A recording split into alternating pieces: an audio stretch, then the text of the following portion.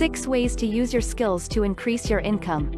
This video will give you some actionable steps to identify your unique set of skills and assets which you can use to make you some extra money online, and then how best to go about doing exactly that. 1. Be a painkiller, not a vitamin. The most important part of being paid well is making sure you are solving a problem that only a few other people are.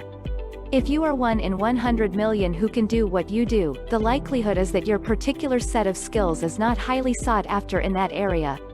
Through the principles of supply and demand, we know that you won't be able to charge a premium for your services. If your skills are easily replaceable, someone else who is cheaper will step through the door. Elon Musk said, "You get paid in direct proportion to the difficulty of problems you solve." To make money consistently, you have to find a problem that people need to be solved. You've probably heard of the painkiller versus vitamin product comparison. A vitamin-type product is one that might be good for the user, but it's not necessarily something that they absolutely need. Think efficiency, vitamin, versus necessity, painkiller. Asana is a good example of a vitamin. Very few people absolutely need a project management app. There are more basic tools you can use to track the progress of projects, like Gantt charts, manual, or on a computer. Asana makes that process intuitive and easy. For some, it is worth paying the fee to use the software, which makes their life and jobs easier. But if you took it away, their business likely wouldn't be completely jeopardized. A painkiller product is one that solves a big pain point for the user.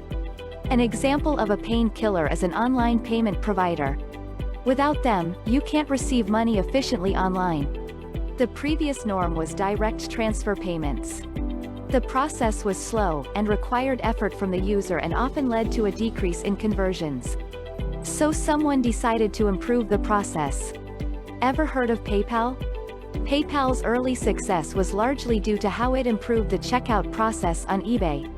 The increase in efficiency at the point of checkout increased conversion rates for sellers, and soon everyone needed this payment method.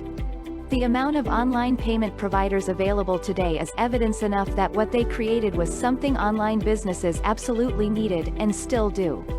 PayPal created a painkiller product that solves a problem.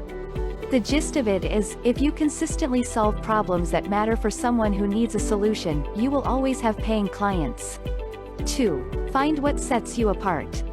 The same way I was able to use my prior experience with a brewery to my advantage, you need to identify what parts of your life make you unique. Ask yourself this: how does the unique combination of my passions, skills, and experiences differentiate me from others in my space? When you get to the root of that question, you will have found a niche you can operate in where it is likely that you will find success, if there is a market. Find an intersection of your experiences and passions and choose how you're going to use your unique cocktail to provide value for other people. 3. Go deep, not wide. Seth Godin said, "If you want to dig a deep hole, you have to stay in one place."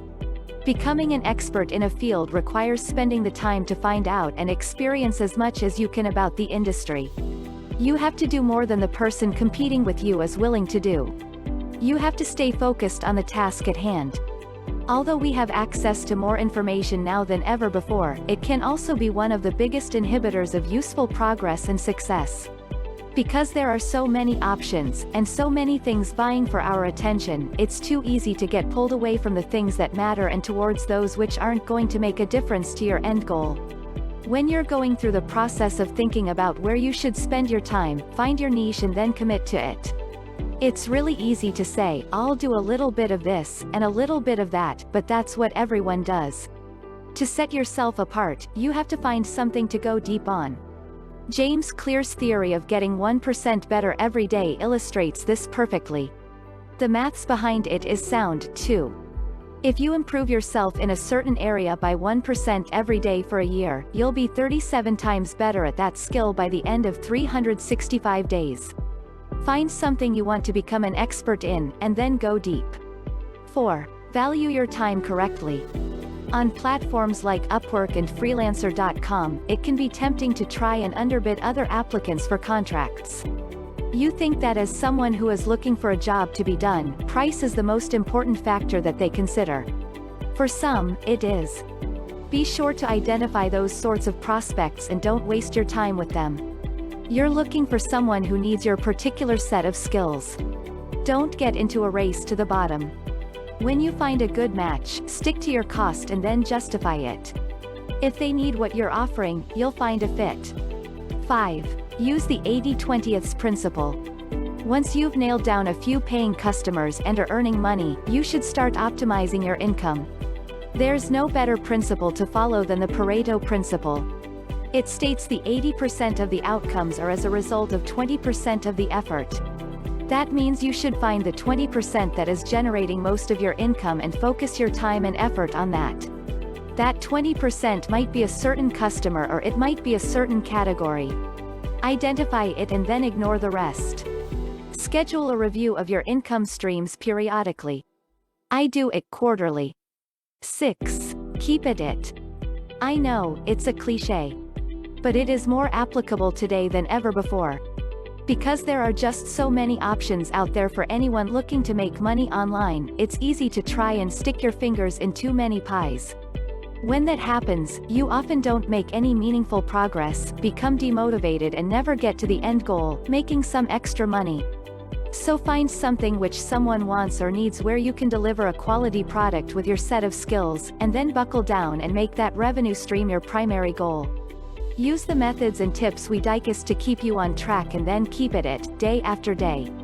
If you can overcome most of the hurdles that other people haven't been able to by sticking it out, you'll soon find yourself with a nice, steady income stream.